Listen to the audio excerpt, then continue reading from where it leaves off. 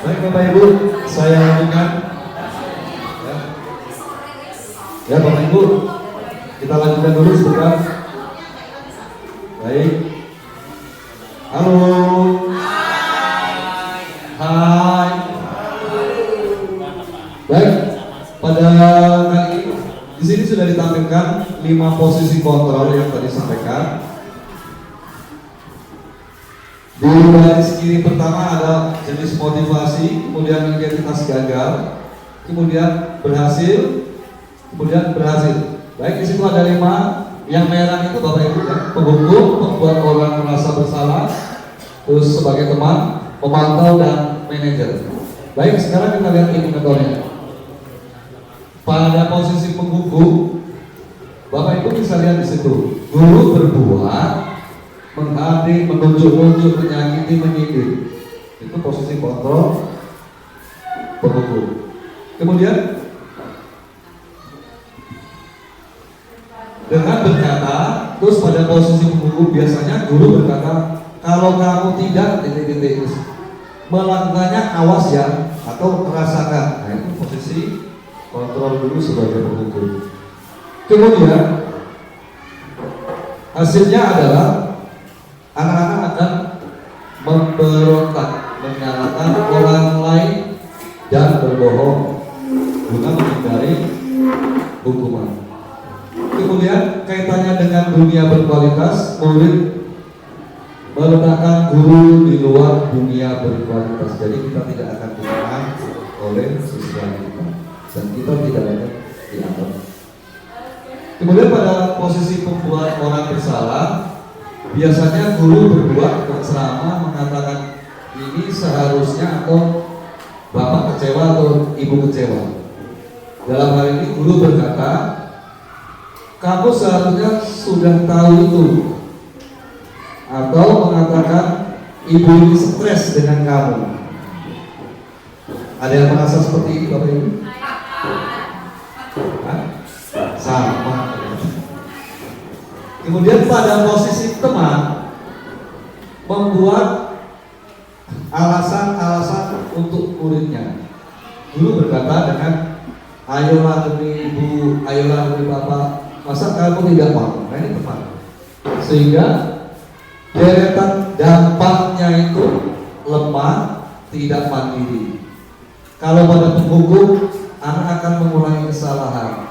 Sementara pada pembuat merasa bersalah, siswa akan merasa rendah diri. Kemudian pada posisi pemantau, guru biasanya mengukur atau menghitung-hitung dengan peraturan. Jadi efeknya adalah menyesuaikan diri bila diawasi. Kalau tidak diawasi, kabur ke kantin semua Bapak. Sama dengan kita. Kemudian efeknya menitik beratkan pada sanksi atau hadiah untuk dirinya, tapi tidak dari dalam diri. Efek jelasnya tidak. Nah, kemudian pada posisi manajer di situ sudah disebutkan menghargai diri sendiri. Guru mengajukan pertanyaan-pertanyaan, apa yang kita yakini, kemudian apa yang bisa kau kerjakan untuk memperbaiki masalah ini, tujuannya menguatkan pribadi.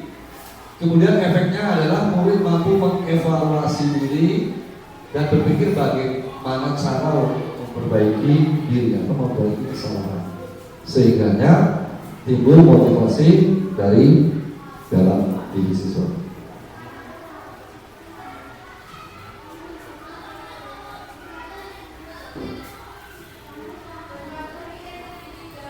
Kemudian Bapak Ibu, dalam posisi manajer ini ada langkah-langkah yang tepat yang dijalankan oleh seorang manajer, yaitu dengan istilah segitiga restitusi tadi. Nah, baik Bapak Ibu, seperti yang kita lihat, ya, di situ ada menstabilkan identitas, kemudian validasi kebutuhan, dan menanyakan keyakinan. Tentunya pada budaya positif yang kita terapkan sekolah akan bergeser dari paradigma yang tadi sudah disebutkan, akan menjadi budaya positif dengan posisi kontrol seorang manajer. Nah, Bapak Ibu,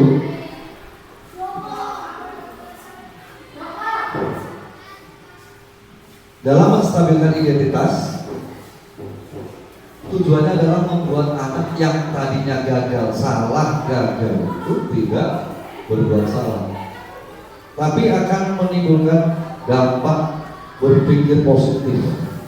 Artinya bergeser dari paradigma menyalahkan menjadi paradigma mewajarkan, supaya tadinya dia merasa bersalah, merasa gagal, anak itu merasa distabilkan dirinya. Pak guru tidak menyalahkan, ibu guru tidak menyalahkan, sehingga anak itu akan timbul motivasi dalam diri.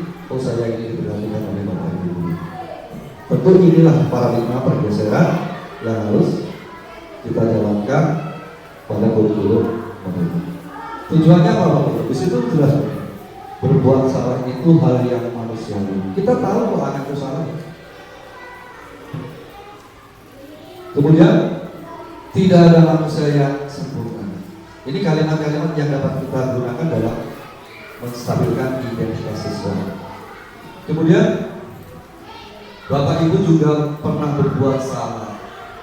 Kita pasti bisa menyelesaikan masalah ini dan seterusnya.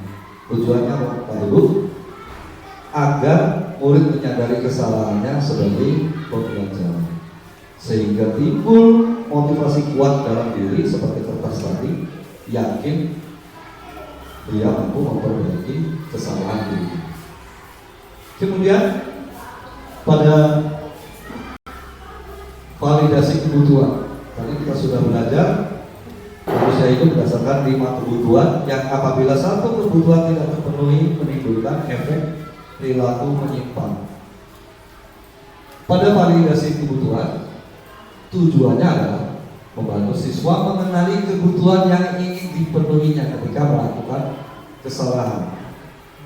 Kemudian guru berkata, kamu bisa saja kan melakukan hal yang lebih buruk, tapi kamu tidak melakukannya.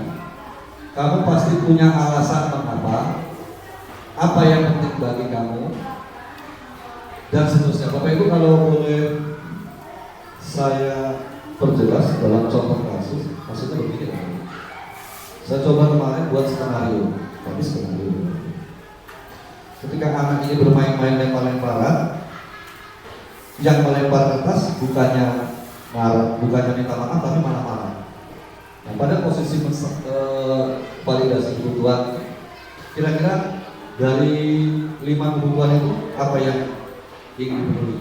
Bertahan hidup, kesenangan, penguasaan, kemudian kebebasan. Berarti apa Bapak kalau bermain ini? Tidak terpenuhinya rasa senang dalam diri. Bagaimana kalau bahasa yang tepat dari sekian bahasa ketika kita melakukan komunikasi dengan anak pada validasi kebutuhan?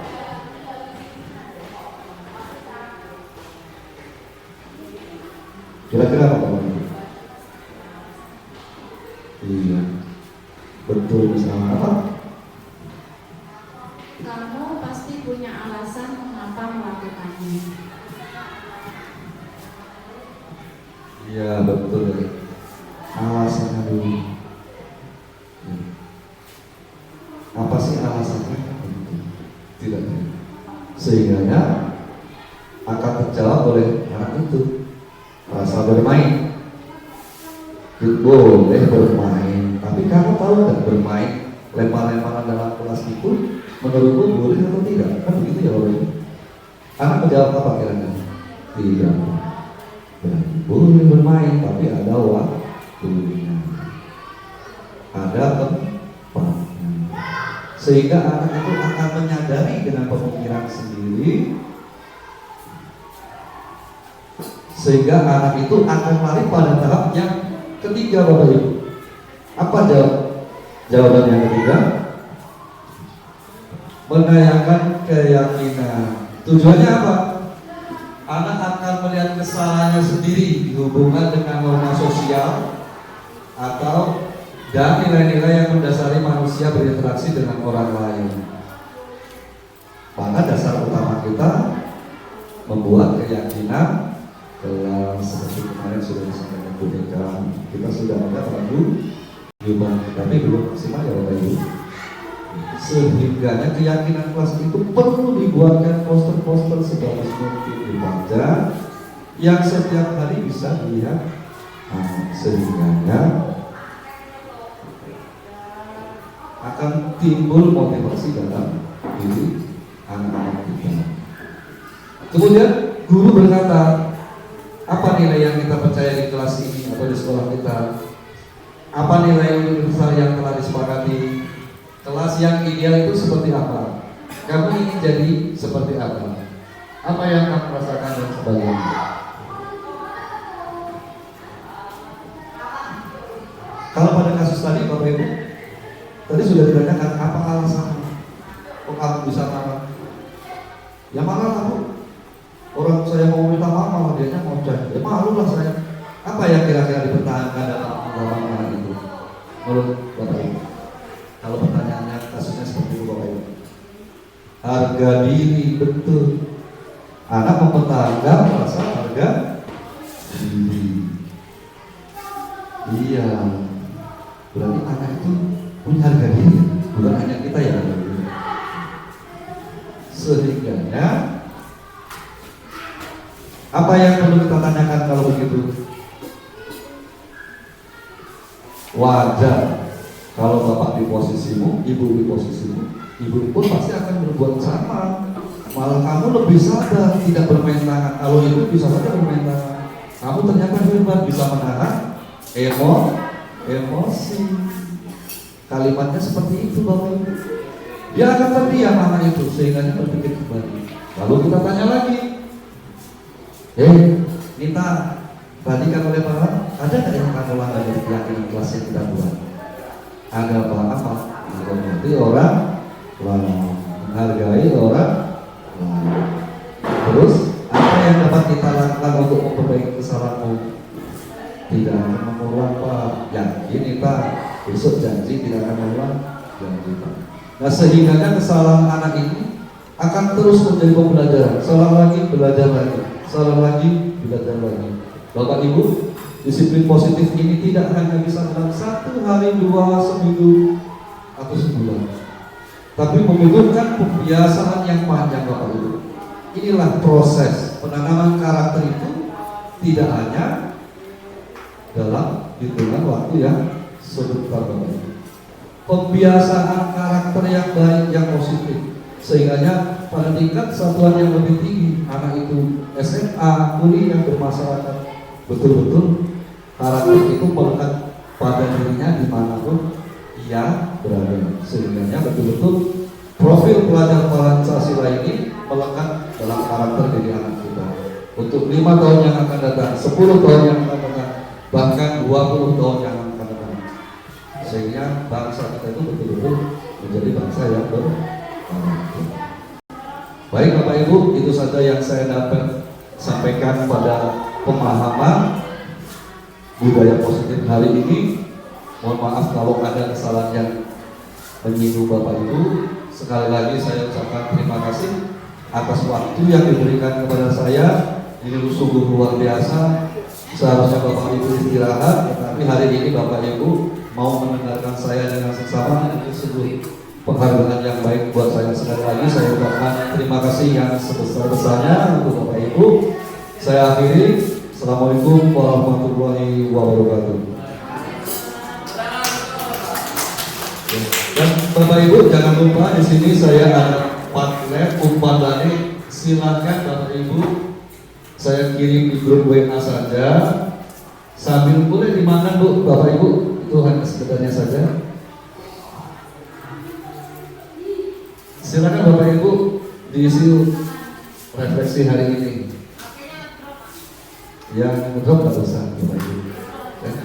Di grup WA sudah saya kirim, Bapak Ibu boleh sambil makan ya. Ya. Boleh.